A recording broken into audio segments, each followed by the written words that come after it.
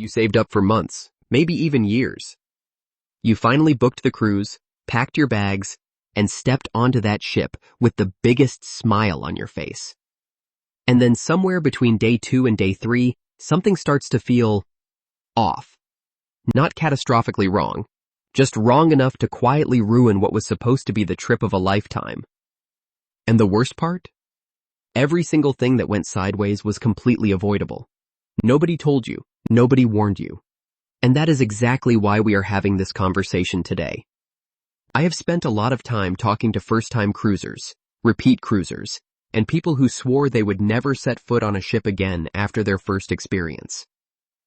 And what I found is that the mistakes people make on cruises almost never involve the obvious stuff. It is not forgetting your passport or missing the boarding time. The things that actually destroy a cruise vacation are quiet, sneaky, and almost invisible until it is too late. So whether you are a first-timer or someone who has cruised before and felt like something was always slightly off, this video is going to change how you approach your next sailing. Let us start with the one that catches almost everyone off guard. The cost of the cruise is not the cost of the cruise.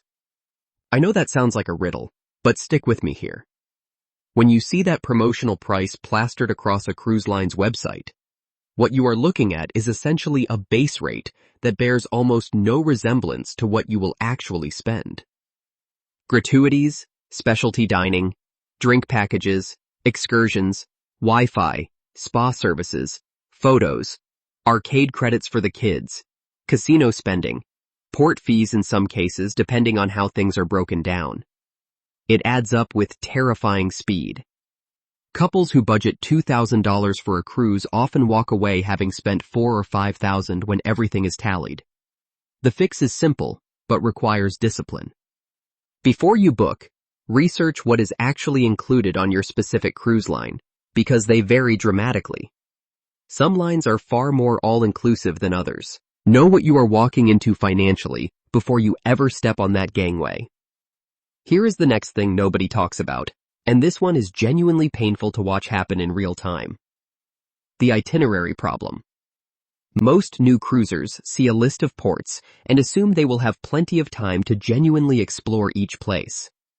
What they do not realize is that a ship stopping somewhere for 6 or 7 hours is not the same as visiting that destination. Factor in disembarkation time, getting from the port to wherever you actually want to go, the time to get back, and the time required to reboard before the ship leaves, and you might have 3 or 4 actual hours of exploration time.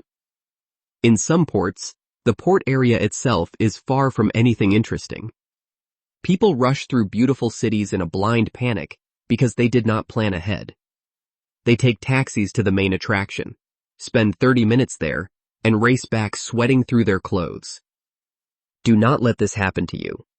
Research every single port before you go. Know how far things are from the dock. Book excursions in advance or at minimum, have a clear plan for what you want to do and how long it will realistically take. Now we need to talk about sea days, because the way you approach sea days will make or break your experience. A lot of people, especially first-timers, have no plan for sea days. They figure they will just wander around the ship and see what happens. And that works fine for one sea day. But on longer itineraries with multiple sea days, that approach leads to boredom, overeating, and overspending. The pool deck gets crowded. Shows book up. The good spots disappear early. Here is what experienced cruisers do differently. They treat sea days like a schedule. They wake up early, secure a good spot on the deck before the crowd arrives. They book any shows or activities they want ahead of time using the ship's app, and they have a rough rhythm for the day. You do not need every minute planned. You just need to not drift aimlessly and end up spending $200 in the spa because you were bored at 11 in the morning. Let us talk about something that generates real controversy in the cruising community, and that is drink packages. Here is the honest truth. Drink packages are sometimes a fantastic deal and sometimes a complete waste of money. The mistake people make is assuming they are always one or the other. The math depends entirely on how much you drink. Most drink packages are priced in a way that assumes you will consume a certain number of drinks per day to break even. If you are a light drinker, you will overpay. If you are someone who drinks consistently throughout the day, the package can save you a significant amount.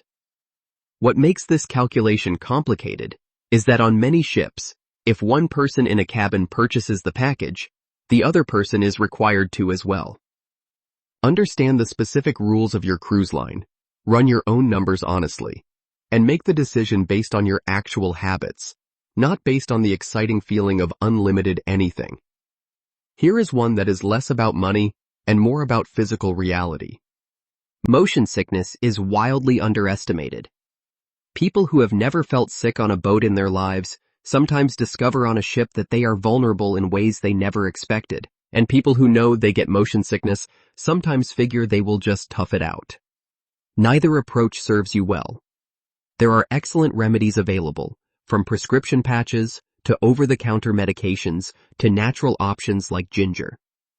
The key is to not wait until you are already feeling terrible. By that point, it becomes much harder to get ahead of the nausea.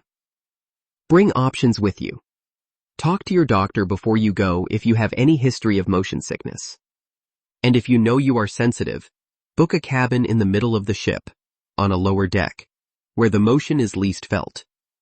This single decision can be the difference between a miserable sailing and an amazing one.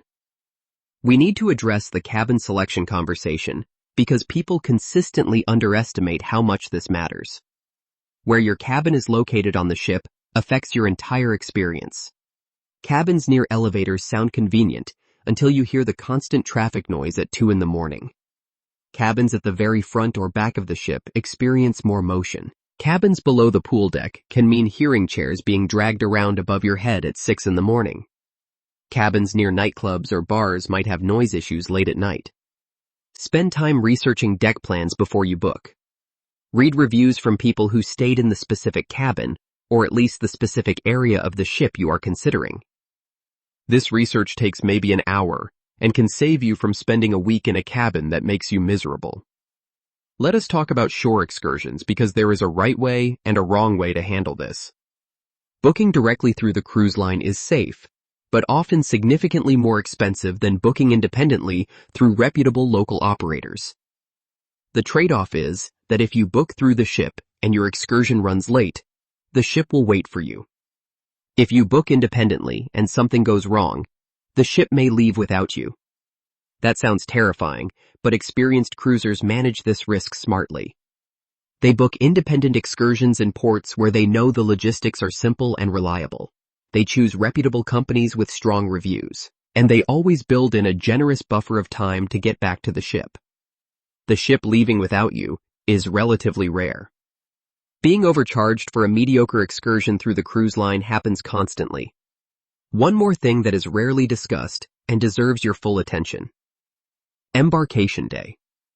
The vast majority of first-time cruisers arrive at the port as early as humanly possible and end up waiting in line for hours in what is essentially a giant holding area. Your cabin is almost certainly not ready yet. The ship is still being cleaned and restocked. Meanwhile, the buffet is open, and everyone is crammed into the same area, eating mediocre food off paper plates. Here is the smarter move. Book the latest possible check-in window that still feels comfortable to you. Arrive when things have settled down. Your cabin will likely be ready. The lines will be shorter. You will step onto that ship, and it will actually feel like the beginning of a vacation instead of a chaotic processing event. Cruising can be genuinely extraordinary. When it goes well, there is almost nothing like it. Waking up in a new destination, having your accommodations and meals handled, the social atmosphere, the sea air, the sunsets from the deck. All of that is real, and it is wonderful. But none of that magic happens automatically. It happens because you prepared, because you knew what to watch out for, and because you made smart decisions before you ever left home. The people who say cruising is not for them almost always had an experience that could have been entirely different with better information. Now you have that information. Use it, share it with someone who has a cruise coming up, and go have the trip you actually deserve.